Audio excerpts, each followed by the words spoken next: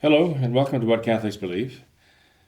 This little segment is an introduction to a coming What Catholics Believe program.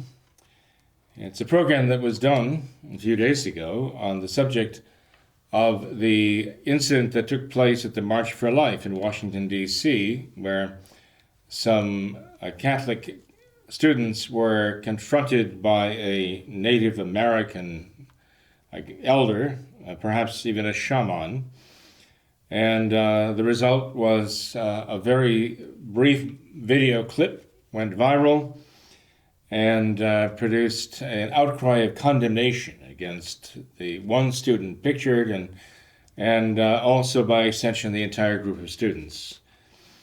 Now, I want to bring this up to date because in the past 72 hours or so, there have been quite some significant developments. And so I thought it'd be very important to make a comment about the program that you're about to see. First of all, an early report came out stating that the school involved was Covington Latin School. That's the report that I saw initially. And so in the program that follows this introduction, you'll hear me refer to Covington Latin. Well, that was not right.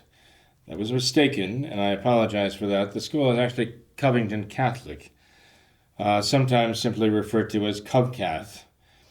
And so I apologize to Covington Latin and to Covington Catholic and their students for making that mix-up. As I say, the initial report that I got, I found out was actually misleading. And also, I should make a note of, well, actually several notes about what has happened here in this confrontation, because a confrontation it was, but it wasn't what it appeared to be. The brief video clip that was shown was chosen deliberately, clearly, to misrepresent the event, and when the longer video clips were shown, one as long as 2 hours long, it showed clearly what took place, and those who were denounced as the aggressors were actually clearly the victims, and the one who styled himself the victim was clearly the aggressor. The Covington Latin student who actually was face-to-face with the Native American beating the drum in his face, in Nick's face. Nick, I understand, was 16 years old. Some reports say 15, but anyway, it gives you an idea about how young he is. Had this 63-year-old man walk up to him, can basically face-to-face. They are separated only by a drum that is practically pushed into Nick's face, and the man is beating the drum. And clearly, this man came after the boys, and this boy, Nick Sandman in particular. Nick is a student at Covington Catholic High School in Covington, Kentucky.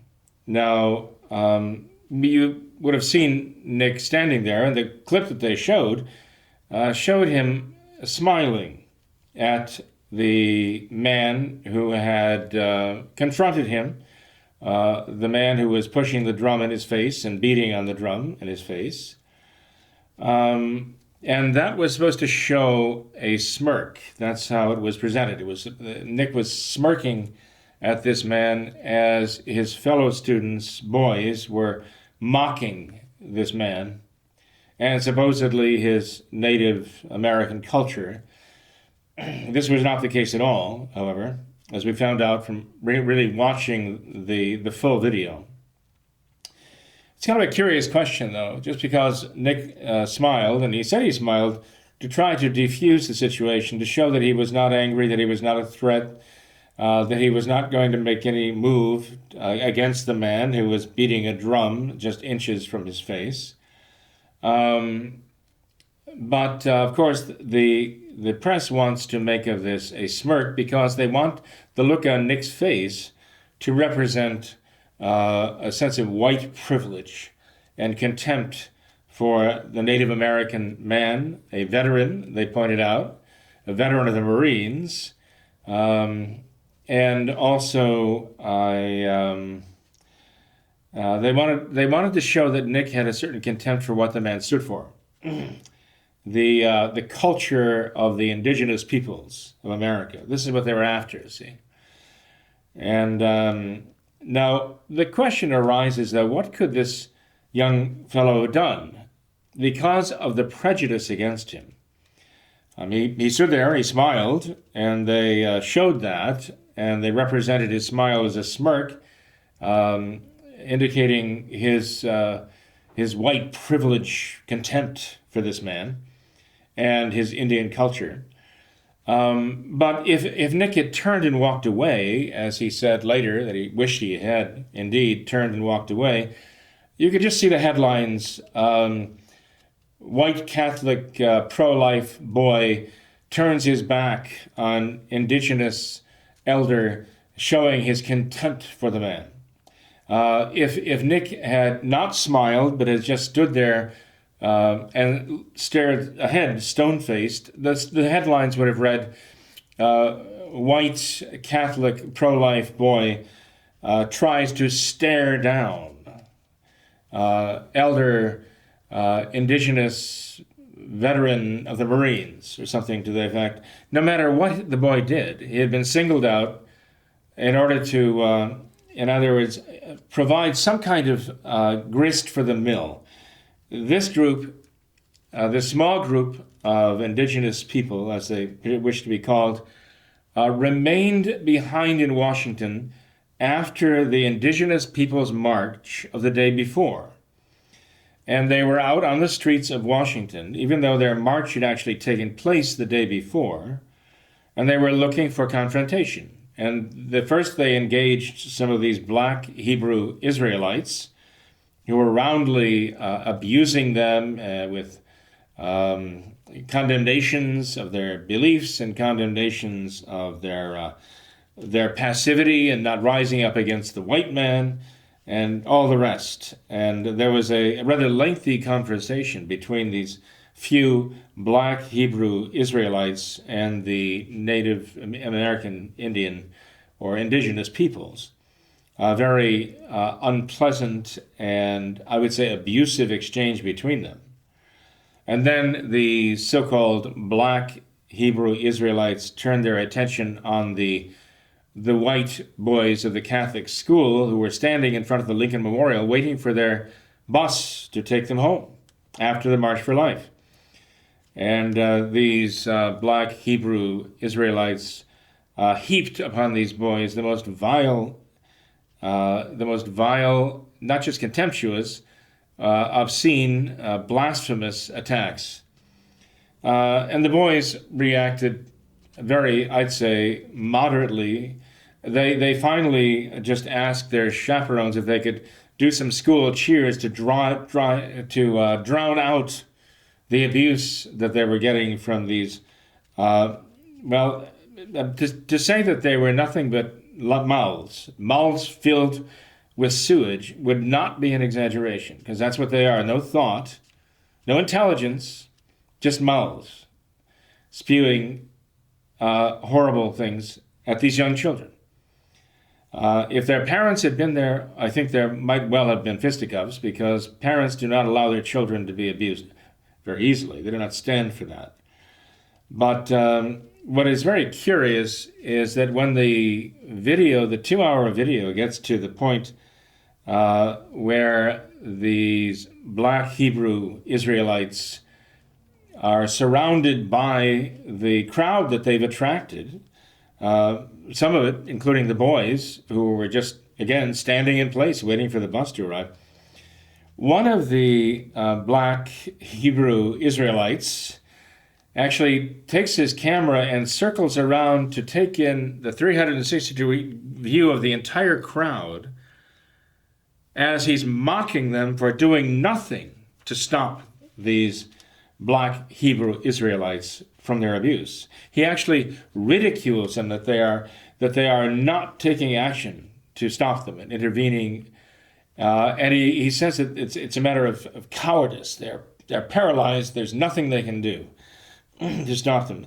But what this shows is how tolerant these people are. They were all white people gathered around, I guess somewhat out of curiosity, and some perhaps out of a bit of outrage.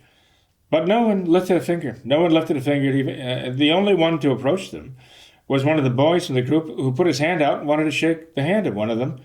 And he was driven off with curses and abusive language. This is the kind of people we're dealing with here. And this is the kind of people they were dealing with. But the reason I mentioned this, that the camera in the hand of the black Hebrew Israelite showed the entire crowd around them being very passive and not only not shouting back at them for the most part, but making no move whatsoever, is because this Native American fellow, this indigenous person with the drum, a man named Nathan Phillips, actually said that he intervened to rescue the few black Hebrew Israelites from the threatening Catholic boys, from the threatening white boys. And when you see the video, you see this is a bald-faced lie. Perhaps Shaman Phillips or Elder Phillips did not expect people to get to see the total video. But they did. And actually, it was one of the black Hebrew Israelites who was actually taking the 2-hour video that revealed the absolute falseness, the falsehood, the mendacity of this Nathan Phillips and his supporters. Some have actually denounced what happened to the boys of Covington Catholic as a witch hunt. And I would have to agree.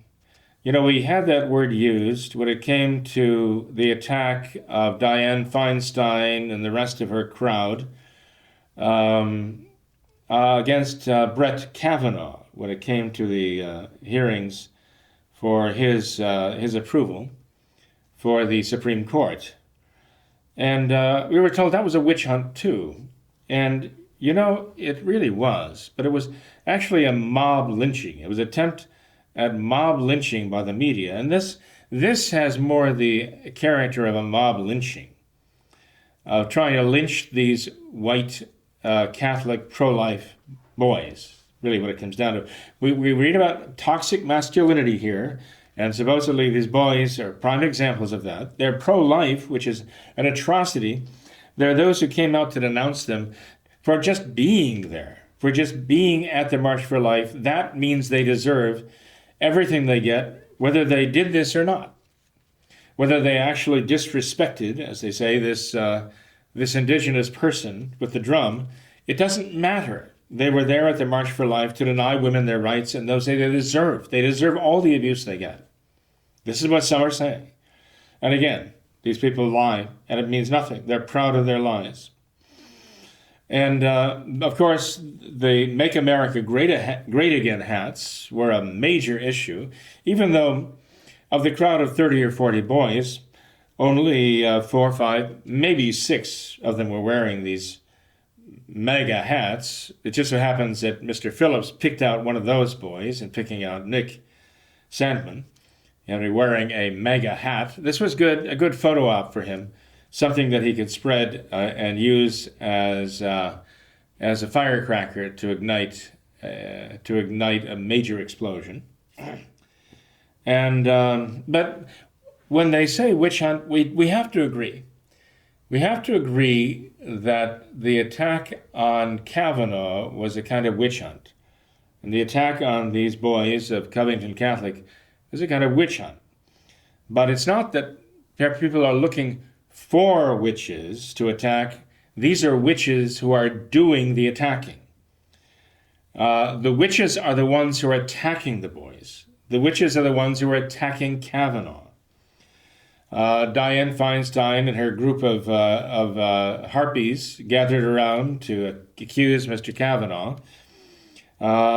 And also, but in a particular way, those who are attacking these boys really are witches. we find that the indigenous people movement has a great representation of those who are shamans and those who are into magic and those who are into witchcraft. One of the great promoters of this March to Unite Indigenous Communities and the Indigenous Peoples March of the month January 18th, I should say, January 18th, 2019 in Washington, is a woman named Natalie Farfan. And she started La Brujas Club. And La Brujas Club is simply the witches' club. And she teaches, she markets spirituality and magic. And she is one of the principals in organizing these events and these people.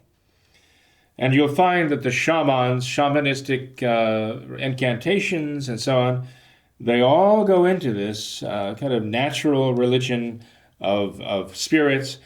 You find this in the statements made by this Nathan Phillips with regard to his drum. He talks about using his drum to release spirits and have them go into people and affect people. And here he is holding his drum just inches away from the face, maybe not even inches away from the face of this young lad, beating his drum right in his face. And this man, Phillips, says he's releasing spirits by this. He's sending spirits into these people. This is not comforting, to say the least, certainly not to those who have any faith in Christ. This would be considered something of the occult. And I'm afraid that's exactly what we're looking at here. We're looking at the occult. This is an occult attack. And they were singled out because they were white, because they were boys, because some of them were wearing MAGA hats. They were at the pro-life march. I gather from what the spirit where they were wearing, I imagine, the Catholic chants they had for their school, singled them out as Catholics too. This was a perfect storm for them to be singled out by occultists under the banner of indigenous peoples to try to attack them and make an example of them and turn public opinion against them, even to the point where they were receiving death threats. Their families, and even members of the faculty and staff at the school, I understand, were being threatened, so that the Monday after the march, school was not only called off, but the Chancery office itself shut down, and parents and students were told that they were not allowed to be on the property of the school that day because of the gravity and the seriousness of the threats. This was local law enforcement in Covington warning them not to have school that day. It came to that. It was that serious. There were also threats from Antifa to demonstrate at the school at 10 o'clock on Monday morning after the march. And you know how violent and savage Antifa is.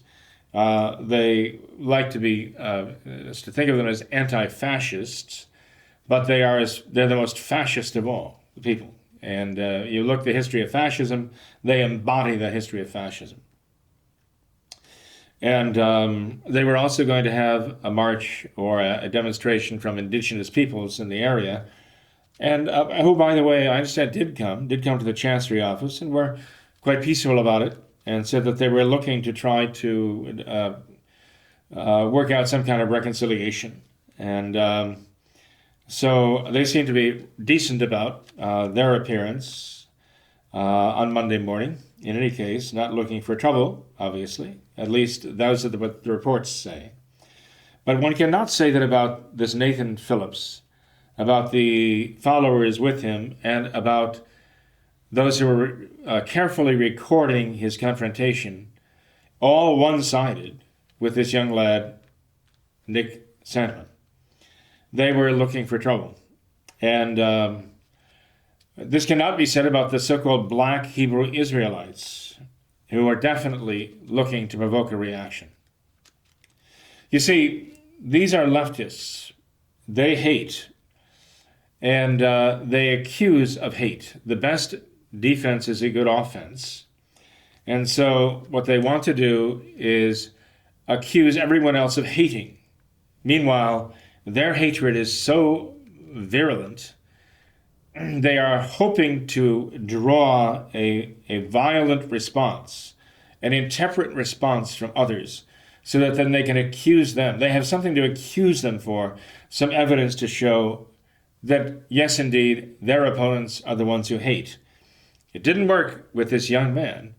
Marvelously enough, it didn't work with Nick Sandman. And I think that there's a man is admirable in maintaining his composure through this. I mean, what 15, 16-year-old boy, far from home in Washington, D.C., would be confronted with a fellow like this, this Nathan Phillips, a complete stranger, coming to him across a courtyard, passing these foul-mouthed black Hebrew Israelites, walking up to, coming right up to his face, pushing a drum in his face, beating on the drum, shouting some kind of incantation. What young man, 15, 16 years old, could be expected to stand there and just try to patiently accept it, even smile to try to show that he meant no harm? It was quite a display of patience and composure, I believe. Not at all what the leftists wanted it to be and wanted to portray it to be. But they needed something, and this is what they got. By the way, that video clip first appeared on a Twitter site that was attributed to some teacher in California, but there are those who tried to find that teacher listed in that school district, and there was nobody behind that Twitter site, no real person behind the Twitter site where that video first appeared. And it had 40,000 views in no time, and then it disappeared from that site. That entire Twitter site disappeared, evidently. It sounds as though it was simply created to be the channel through which these people were going to launch some kind of an attack, whatever they could manage. And this is all they could get.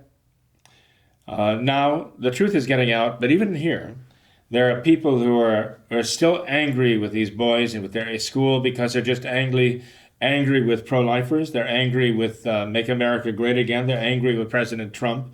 They are very anti-Catholic, like this Far fan who says that her indigenous peoples have been persecuted by the Catholic Church, and they have to decolonize their minds from Catholicism. This was definitely staged. There's no doubt about it. So in any case, all of that being said, I just wanted to offer this as an introduction to the video that is coming. But I need to mention also, I say in the video of the What Catholics Believe program that's coming here next, that the Bishop of Covington just basically reacted quickly and overreacted and immediately denounced the boys, the students of his own school, the students of his own parishes. In other words, he's supposed to be the shepherd and they're supposed to be the sheep, and he was all ready to condemn them. And actually, he refused to back down for quite a while. Even when they got back into school on Tuesday, he went to talk to them, and he would not back down. He's having a third-party investigation of what took place, but he would not back down in his threat even to expel. Well, I understand that there was a demonstration today. This is the Friday following the march, 1 week after the march took place, and that a number of the students, their parents, and others were actually outside the Chancery office. Now they were having a demonstration, and it was a confrontation. It was directed to the bishop, who had betrayed them, stabbed them in the back, thrown them under the bus, as we were told, throw them into the wolves, whatever one wants to say, And he was adamant about standing his ground because the indigenous people were upset. And because all of the media was on a rampage against this. But finally, I understand that just today, this Bishop Roger Joseph Foys, F-O-Y-S, of Covington, did acknowledge that he was wrong, and he apologized to Nick Sandman, the young lad, and his family, all of the trouble, death threats they've had to endure. He apologized for having his rush to judgment. And you know what he said? He said he was bullied. He was bullied into doing this. Now, isn't this interesting? He was being bullied by the media, bullied because of political correctness, okay? Bullied into condemning. And he was willing to do this. And from the sound of it, it said he did it because he was pressured into doing it, not because he believed it was the right thing. That's a very, very bad thing for a bishop to say. I was bullied into doing something that I believe was wrong, condemning those I should have protected. What kind of a man is this? And then he only apologizes and explains it away, or tries to, by saying he was bullied, when suddenly he's confronted by the students in his schools, who I understood said that if any one of them was expelled, they would all leave. He was confronted by the parents of these boys, and he was ready to be confronted by the lawyers of these families. Now he was being bullied from the other side. So now it's a matter of which bullying he's going to respond to more. Now, what kind of a leader, what kind of a shepherd is this? And the answer is he's modernist. The answer is he's not a shepherd. But he's Novus Ordo, he's a New Order modernist. And they pander to public opinion. And they are bullied by it because they're slaves of it. And this is very characteristic of the modernist, especially the Novus Ordo bishops, who've been chosen by these Novus Ordo pontiffs in the Vatican. They tend to have, they're not vertebrates. This is a prime example, which has shown what these families are dealing with, who are trying, in the best of their estimation, in terms of what they think Catholicism is at the moment, however mistaken they may be. They clearly want to be Catholic, and this is what they find in a bishop. Bullied. Shameful, shameful. In any case, this gives us a very serious warning about the press. You see, if you look back in every revolution, since the inventing of the printing press, the printing press has played a very important part in revolutions for propaganda purposes.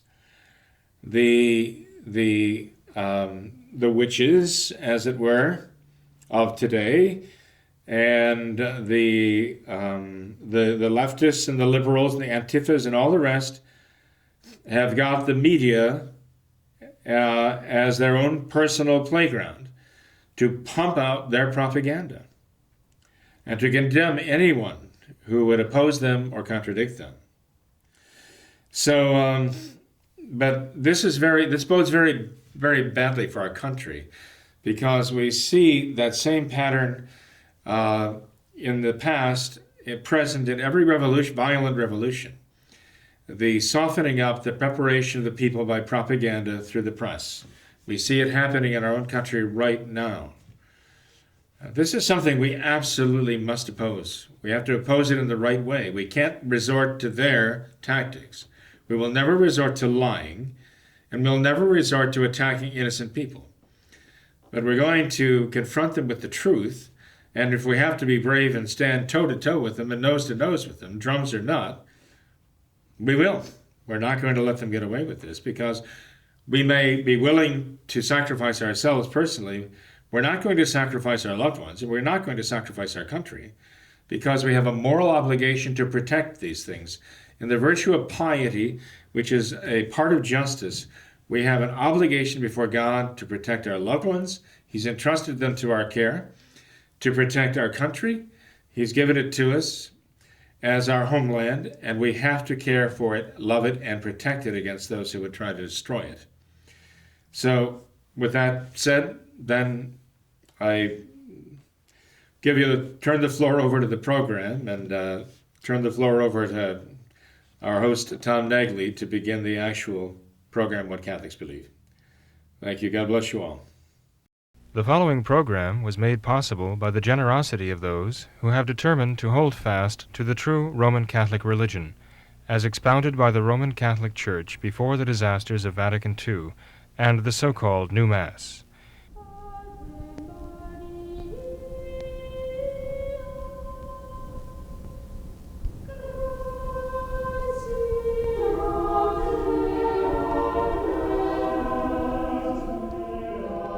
Hello and welcome to What Catholics Believe. I'm your host, Thomas Nagley, and with me tonight is Father William Jenkins. He's a member of the Society of St. Pius V. He's also the pastor of Immaculate Conception Church right here in Norwood, Ohio. Hello, Father. How are you? Very fine, Tom. How are you doing? Good, Father. Thank you. Thanks for being here tonight. You're very welcome. Thank you to you, too. Before we begin our regularly scheduled programming for tonight, we have a very exciting announcement to make. And that is that as of today, we have officially launched our very own website. The link, wcbohio.com, we will post in the description of this video. And with this website, we have a lot of great content posted on there. It's going to be posted on there on a daily basis. We'll have all of our past and future videos on the website. And what this does is it allows our viewers to bypass YouTube and all of the dangers to morality that can be associated with that website. We also have a lot of other great content besides our videos on the website, such as a daily Saint of the Day post, a daily Mass of the Day post. So there's a lot of great things on there, and I would encourage all of our viewers to check out the website on a daily basis and also pass that along to all of your friends as well. Oh, so, is there what do they call it, a search engine? There's a search function on there as well. It's one of my personal favorite functions on the site.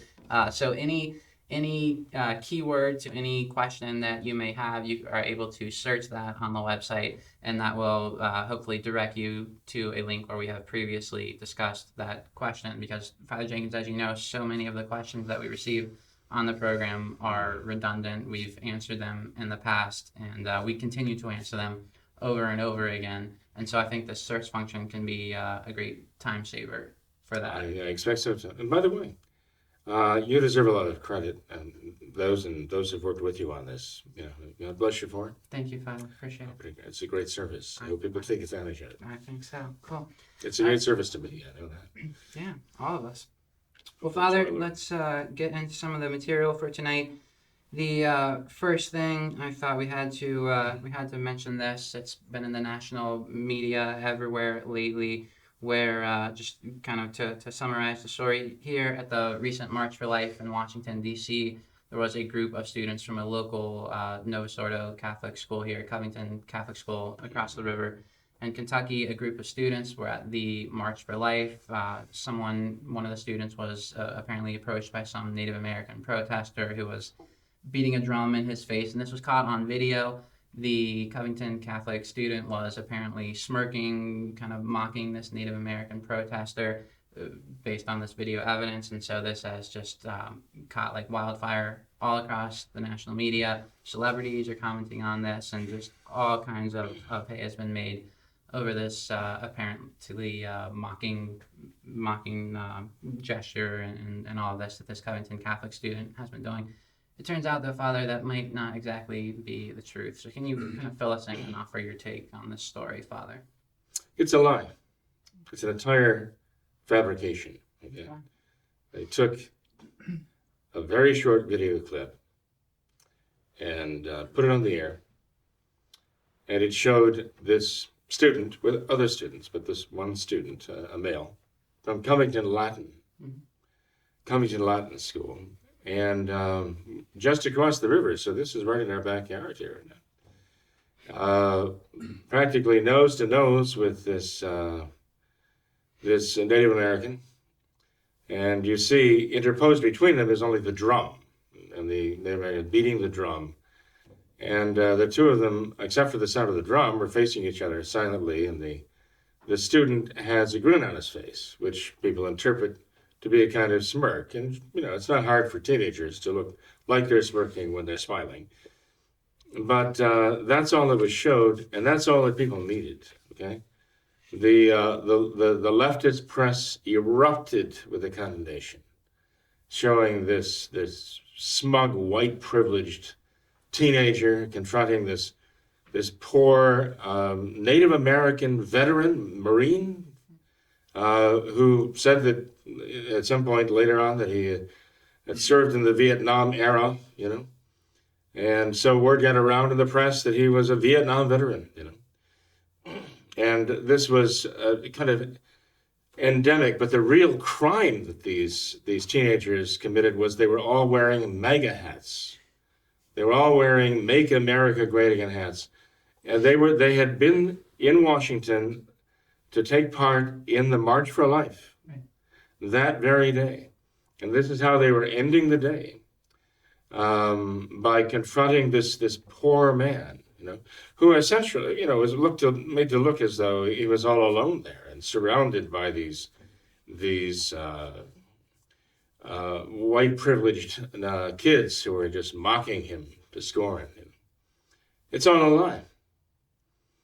And after, in order to get their story, of course, they interview this Native American, as they call him. And I don't know what background he has as a Native American. I guess he is descended from one of the American Indian tribes, Native American tribes, but I don't know that they identified that tribe or what his pedigree is, so to speak. But in any case, he was beating a drum, and that's enough.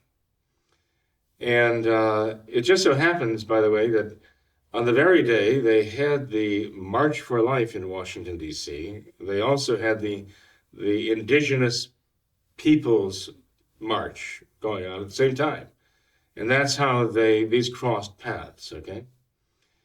To try to give you kind of an overall picture, when you look at the entire video, okay, and we're talking about, there are video clips that go on for 2 hours showing what led up to that moment and what followed the moment, And so as the day has gone on, we've seen, that short clip that was given to us, and suddenly now we have the context because we have a longer video clip. And now we've gone, that there are cases where people have actually seen a 2-hour video program of the entire episode from long before it began until, after the kids had actually boarded the bus. And so all that the press had was that the short video clip, the kind of soundbite, as it were, and the narrative given by this Native American fellow about this event and how he had been abused. And we find out that it was a lie. In fact, I haven't seen all of this yet, but what I hear, and I think it's very reliable, is that the march with the indigenous peoples actually involved people confronting the young people, the kids who had come to Washington for the March for Life, confronting them and accusing them of having stolen the land from the Native Americans. I even was told recently, very recently, about this very man, this very Native American, actually confronting a young girl, like a teenage girl, and so hounding her before this confrontation happened, so hounding her that she left in tears. He had her reduced to tears. This is our poor, shrinking violet Native American victim, right? Okay, so they had come looking for a photo op, is what they were. They were looking for an opportunity to show confrontation, and they got it, okay? Now, what happened after that was interesting because there were four, I understand there were four, what are called Black Hebrew Israelites there. Now, why were they there? Were they part of the Indigenous Peoples Parade? Not really. They had come to confront the indigenous people. And so the four black Hebrew Israelites who were at the Lincoln Memorial, right, got into verbal fisticuffs, making all kinds of obscene and just derogatory statements to the indigenous peoples, how they were Uncle Toms, how they're letting these white people do these terrible things, and how they can't expect that the white people are going to, treat them well. And so they were mocking the indigenous people. And there was one case, at one point, even a woman from among the Native Americans came out of the crowd to talk to these four guys who were just foul-mouthed, And they start mocking the Native American crowd because of sending a woman to do their work for them, So everything they could. So this is going on between these two groups. Then the black Hebrew Israelites, we're not told their part in this. Oh no, there's pure as the driven snow, right? There's no privilege there, okay, that they are treated with kid gloves, even themselves, again, treated as though they're victims too. So they turn on a group of I can't say white students because they were not all white students. I understand that there was at least one African-American student in the group as part of them. One of them, one of those students there. And he was as much one of the Covington Latin students as any of the white kids or any of the other kids. It didn't matter. They're Catholic, at least that's in mentality. That's what they want to be as far as they understand what that means these days. And they were actually gathered at the end of the March for Life waiting for their bus to come and pick them up. And I assume that very night, drive them back to Covington. And as the students are waiting there, I think they were being picked up at 5:30. They got there at 4:30, which is commendable. And they were waiting, and they had chaperones. And these black Hebrew Israelites, so-called, turn on them, like vicious animals. They turn on them, and they start slandering them. They start cursing at them. Just the language is horrible. I understand that, Hannity or someone played the clip today and had to bleep out all of the expletives. It was just like a bleep, bleep, bleep, bleep, bleep, bleep, continually bleeping out every other word they said. It was just foul. But this is an expression of their minds, an accurate expression of their minds, okay, and souls. Sad to say, it sounds like it anyway, but regardless, so they're attacking these kids, calling them all kinds of things that I can't repeat. That never should have been said in the first place. And what do these kids do? They stand there and they take it. And they don't respond. They don't react. They don't engage. They just take it. And then finally one of them says, can we sing our school songs? Can we do our, the things, the chants they do when they're at sports games and so on? The objective was to just drown all that out, make their own noise in their own space, okay, and drown out all of the filth, all of the filthy talk. So the chaperone gives them the okay, and it's silly, I admit, but teenage sports things, jumping up and down and carrying on and war hoops and all that, but nothing. Nothing, what should I say, aggressive, nothing militant, nothing in the sense that anybody should feel threatened by it. Just kids doing their school cheers, and singing their school song. And so they're carrying on and they're having a good time doing that. And that pretty well takes over the mic and drowns out the sewer mouth people who were there. And so what happens next is kind of interesting. Suddenly this little drummer boy, the Native American with his drum, comes through, and there's a reason they call him that. Okay, he actually he comes past the black Hebrew Israelites, and he walks directly, not only at but into the group of the students. He walks directly among them. He and several other of the Native Americans walk there, and they go actually among the students. And initially the students don't know how to take this, but the drum beat is sort of matching their chant. And so they start dancing with the drum beat because they think, well, gee, this is pretty cool, you know. Then the guy, this one man, keeps wandering around among them, and they keep parting to let him go past. But he keeps beating on his drum, and he spots this one young man. I think he is a young man. I don't think he's a kid. His name is Nick Sandman. And he's one of the Covington students in the group. And for some reason, this fellow goes right up to him, puts the drum right in his face, and is beating the drum right in his face as he's staring him right in the eye. And now, you know, Nick Sandman does not step aside. It's obvious that the Native American doesn't expect him to stand aside. He could have easily gone around him. You know, later on he was saying, oh, he blocked my way. I wanted to go to the Lincoln Memorial. He blocked my way. And then he wouldn't let me retreat either. Yeah? I mean, it's a bald-faced lie, you know.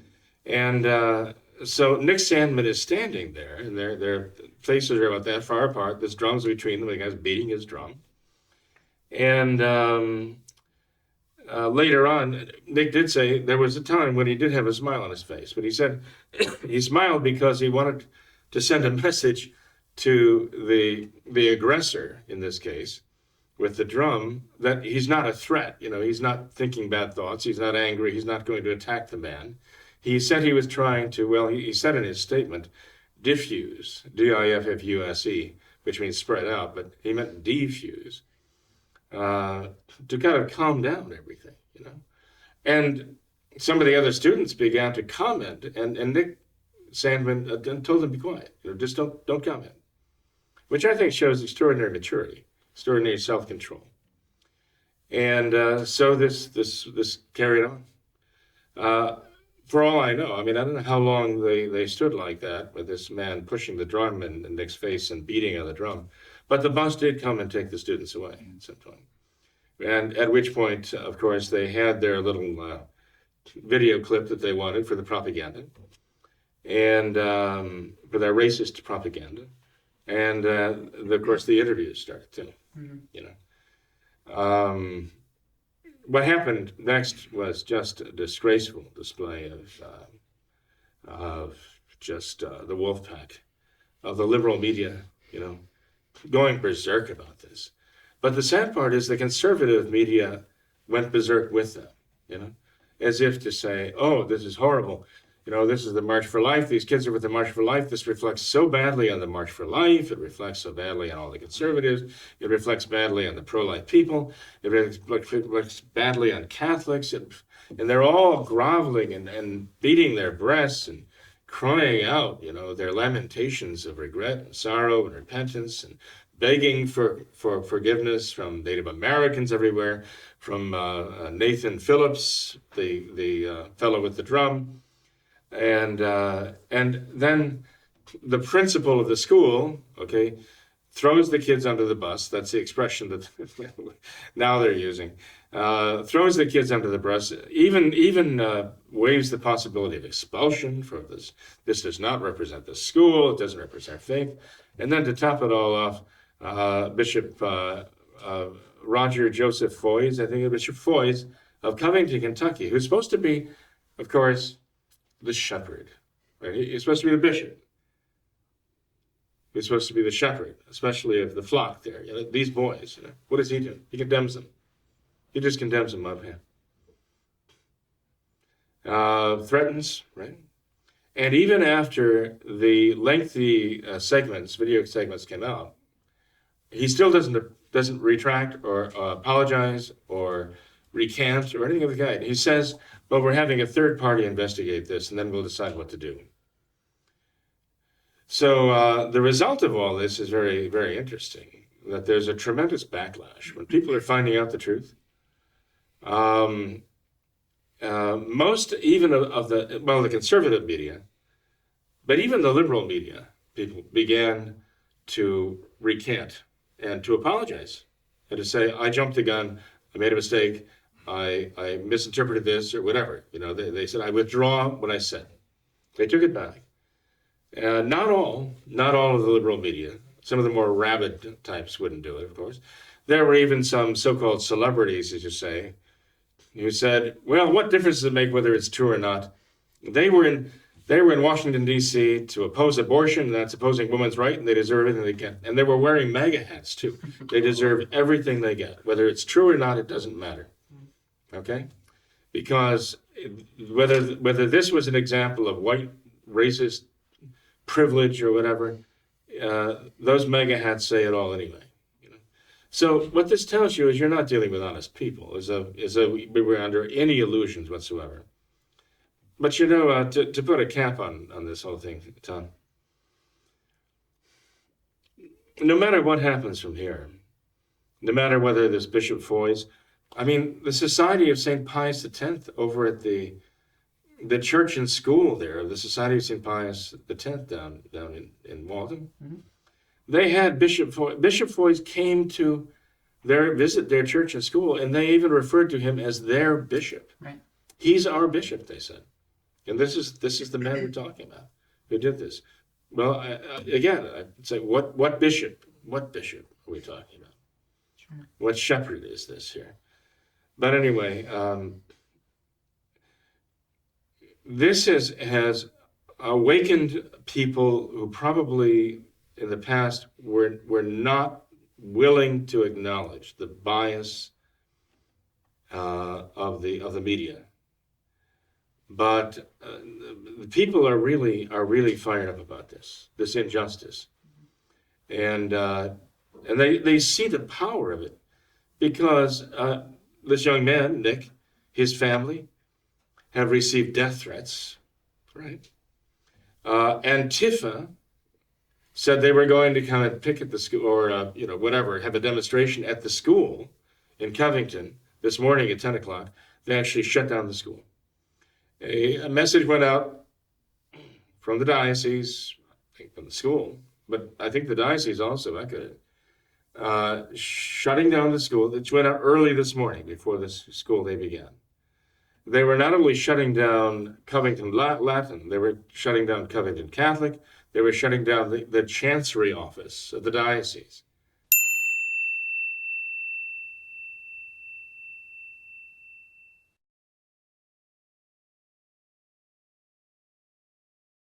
They shut down the diocese, basically, because of these threats. The local law enforcement advised them to shut down because they considered the threats to be so serious.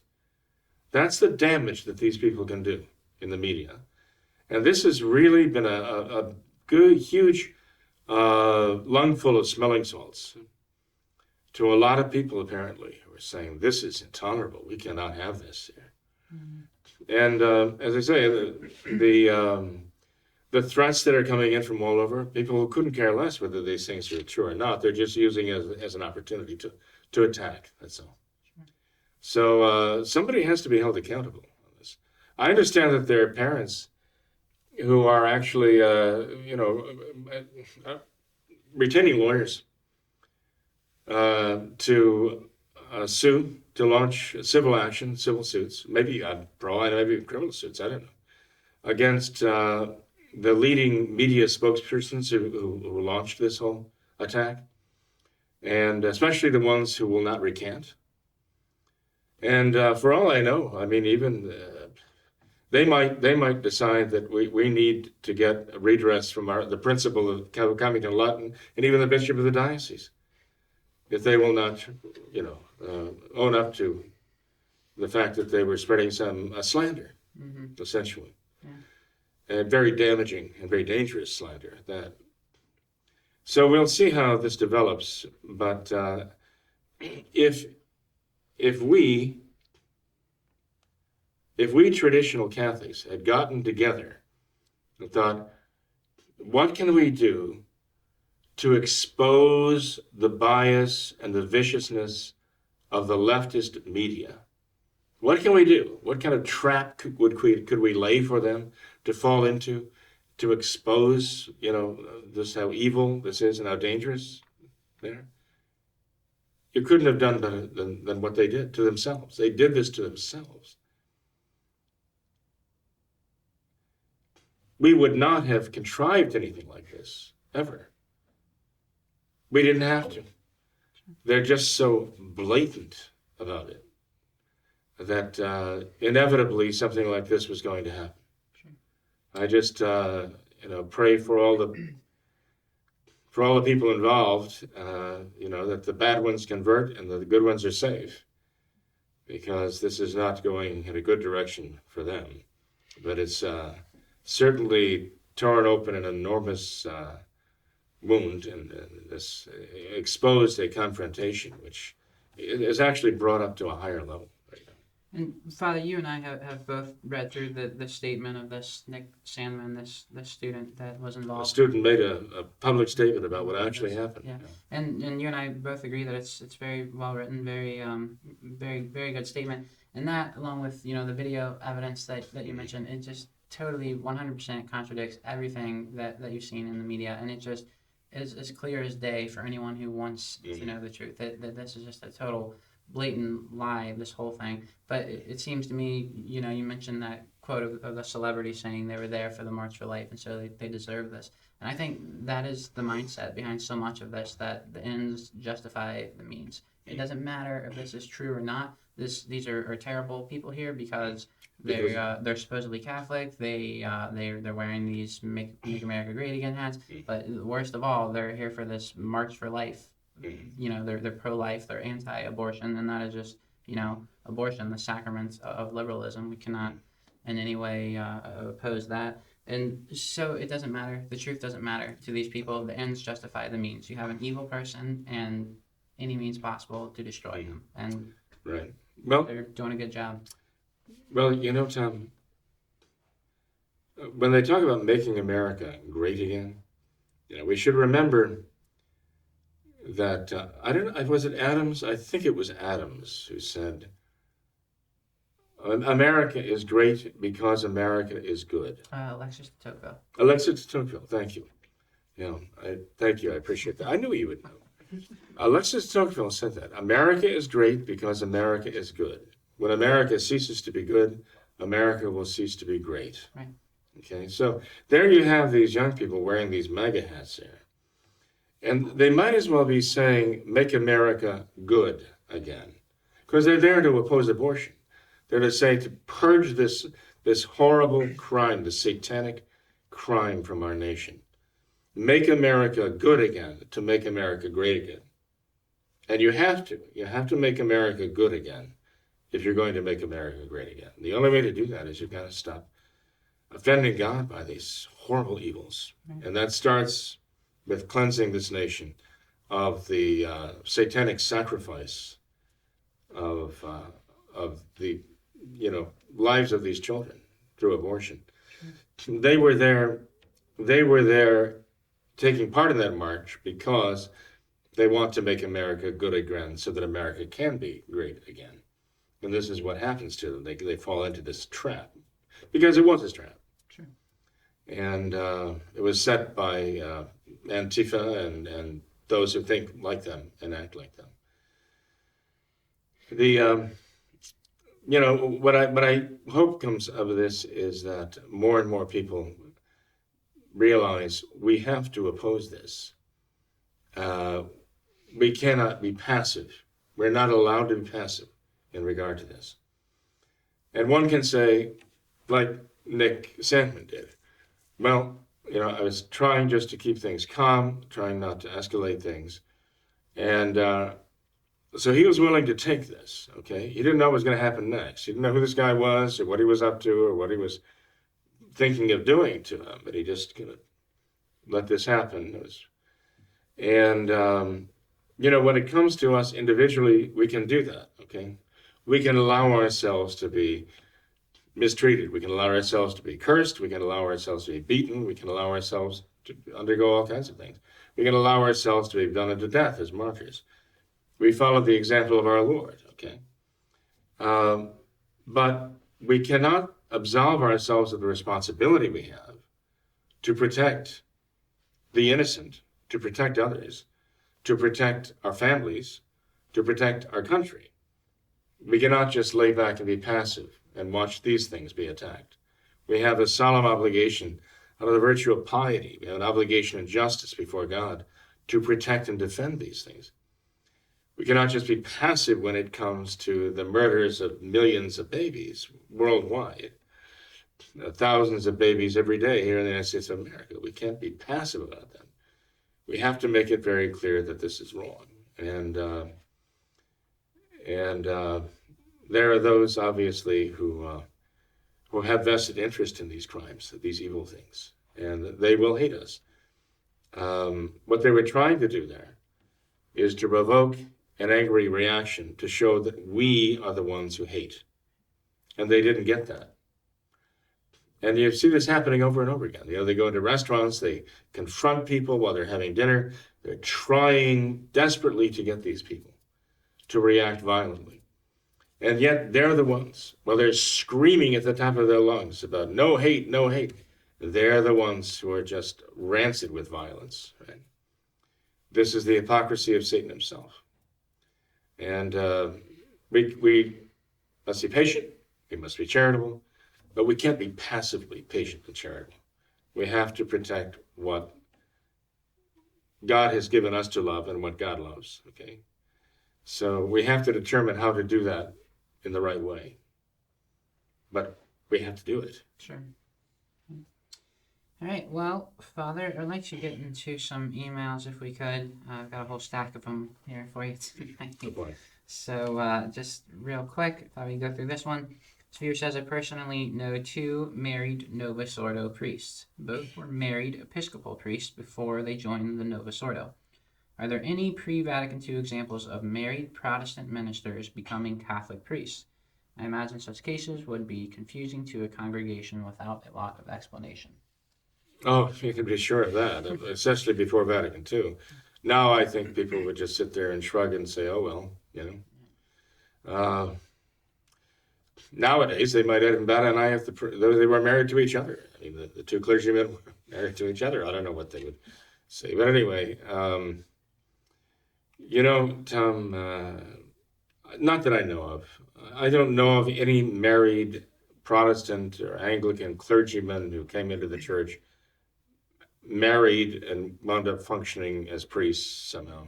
I mean, for a clergyman from outside the church to be converted to the Catholic faith, he would have to make his abjuration of error and his profession of faith and go through the process of his conversion. And he wouldn't be regarded as a member of the clergy. Right. He would enter as a layman. Now, later on, in the course of time, he might be accepted as, he might be ordained, might even become a bishop, as Cardinal Newman was, But he wouldn't enter as a bishop or a priest or a deacon. I mean, he would have to enter as a layman and then go through the training and preparation to become a Catholic clergyman. Sure. And the idea that before Vatican II, someone could have done that with a wife and possibly children, even, with a family of his own, I think that would be pretty much unthinkable. The only way I think that there's any way that could be possible is if somebody converted and entered one of the Eastern rites of the church, where a married clergy is accepted, the uniate rites. In which case, again, even there, they could not go on to become bishops. But conceivably, if they came into the church with a wife, they could be prepared for and be ordained priests in one of the Eastern rites. But I don't know of any cases like that. Okay. There might well be cases like that out there. Okay. Then next email, what can a valid priest with jurisdiction do that a valid priest without jurisdiction cannot do? To put it differently, what can a valid Novus Ordo priest of a diocese do that a valid sedevacantist priest cannot do? A valid Novus Ordo priest can offer sacrilege by consecrating, could have the power to consecrate the body and blood of Christ. Now, whether, there's a question of the Novus Ordo being valid or not, but if you're talking just about the power, just the power unto itself, could validly consecrate and provide the Blessed Sacrament to be used and abused at a Novus Ordo liturgy, so that people are passing it out, handing it out, particles of the host falling wherever, people walking all over it, drinking the cups, gathering what's left, as in, and at least one case I know, then the contents of the cups afterwards being poured down the drain, the sink, the sacrarium sink, presumably in the sacristy.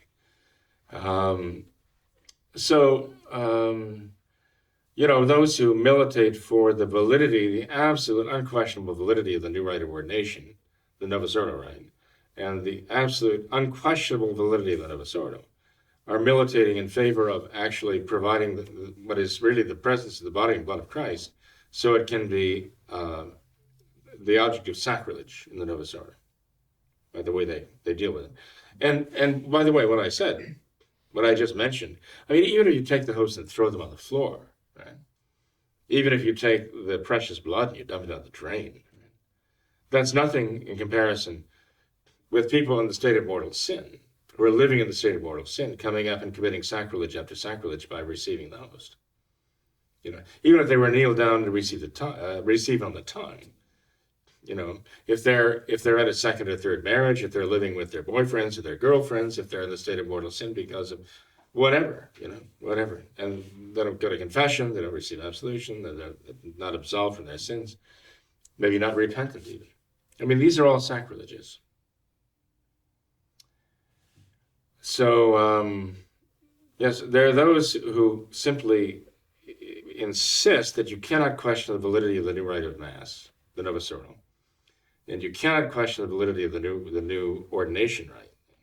But they're insisting on that because they want Christ to be there in the host, in the wafers there at the Novus Ordo, and in the cups in the Novus Ordo, and subject to all of that. And frankly, I do not share their enthusiasm for sacrilege. Sure. But if the question really involves faculties, and I assume that's what the writer is asking for here.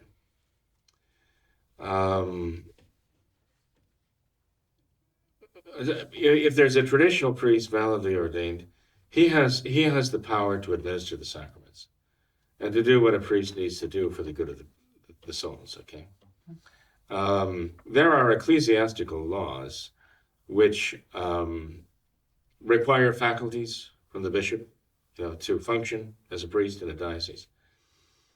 And but those ecclesiastical laws are subject to the divine law of God, the positive law of our Lord. And the supreme law of the Church in her own Code of Canon Law is stated as the salvation of souls.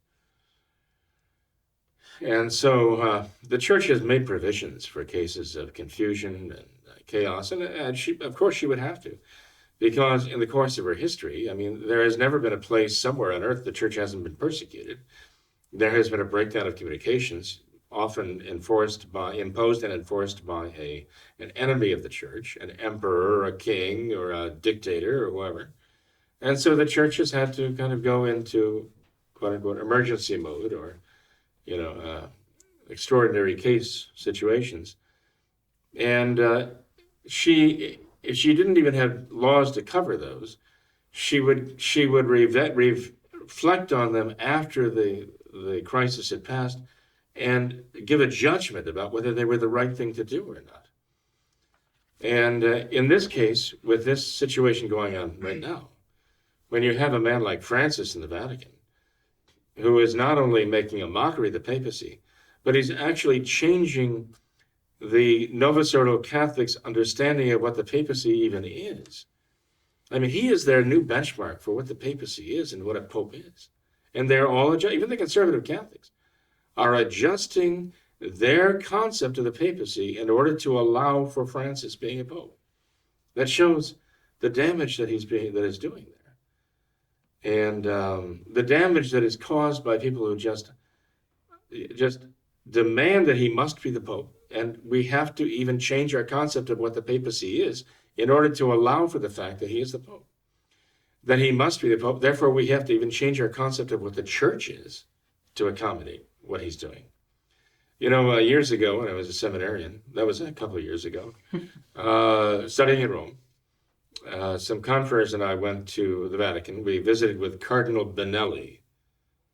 And Cardinal Benelli was very powerful, and I think he was the Secretary of State at the time of the Vatican. So actually, the reason I'm mentioning this is because we had a chance to meet him then, but about that same time, another gentleman named Eric de Saventham, who was the head of the Una Voce International, okay, very famous, traditional Latin Mass advocacy group back then. Eric de Saventham, a very dignified, honorable gentleman, very dedicated to the faith and so on, talked about an interview he had with Cardinal Benelli. That's what brought this back to mind. And Eric de Saventham said, he actually put this in writing, he put it in print, that at one point Cardinal Benelli said to him, "Do you know what is the difference between the traditional Latin Roman Rite and the traditional and the Novus Ordo Mass?" He said, "The difference is a matter of ecclesiology. It's all about ecclesiology."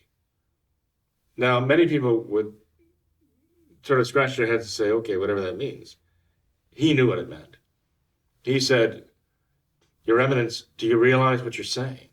What you've said is an enormity," he said. "It's an enormity, nothing good. It's outrageous, what you just said." Why? Because essentially what Cardinal Benelli was saying was, it's a difference in the very concept of the church. That's what ecclesiology, it's a study of the church, her nature, her function, her purpose, all of that. If you substitute a new ecclesiology for the church, you've just substituted a new church. Essentially, that's what this cardinal was saying to him. That's why Dr. Eric de Saventham reacted the way he did. And he was right to react that way. I mean, the man was making an admission that was very damning. But he spoke as a modernist, even as he acted as a modernist. And so here today, I mean, we have Francis doing what he's doing to the church. You're substituting the synodal church, which is a mockery. And people are all adjusting their idea now. Even the conservatives are adjusting their idea of the church itself. Little by little, they have to adjust their concept of the church to allow for Francis to do what he's doing, to be who he is, who they think he is. And so this is the situation we're in right now. So if this isn't a crisis, then there never was one. Sure. And, if you look back in the history of the church, you see the church has approved of various things, like Father Pro, Padre Pro, the martyr. I mentioned this before. He would offer Mass in private homes and then leave the Blessed Sacrament in a ciborium, in a cupboard. So that if all else failed and the priests were killed by the communists under Calles and, the revolutionary government, and so on, that the people would still have access to the Blessed Sacrament. Ordinarily, that would have been absolutely condemned, never allowed. But Padre Pro is held up by the Church as a great example of heroism and martyrdom. So again, the Church did not condemn him for doing this. And for anyone who's actually functioning as a true traditional priest these days, there are many precedents. And for us, precedent is tradition. Tradition is precedent. That's what we follow. There are many, many precedents in the history of the church telling us that not only are we allowed to do this, this is what we must do. We must follow, actually, the inspired word of God and keeping to the traditions that we've received, as St. Paul says so beautifully in 2 Thessalonians chapter 2. Right. And that's all we're doing. And we have the necessary authorization from God, call them faculties if you want, We do have that power. Sure. The church herself, in her history, has shown that. Well, Father, we'll have to wrap up with that. We've got a whole stack of emails left, but we're already a bit over our time limit. So thanks for being here tonight. Appreciate your time. Absolutely. My goodness, that was great. Time flies. Here I hardly got a word in edgewise. Something like that. Well, thank you. Yeah. And I thank our viewers too. Sure. Thanks to all of our viewers for watching this episode of What Catholics Believe. Until next time, we ask that you all remember the words of Our Lady at Fatima, to consecrate yourselves and your families to the Immaculate Heart of Mary, and to pray and do penance. Thank you, and God bless you.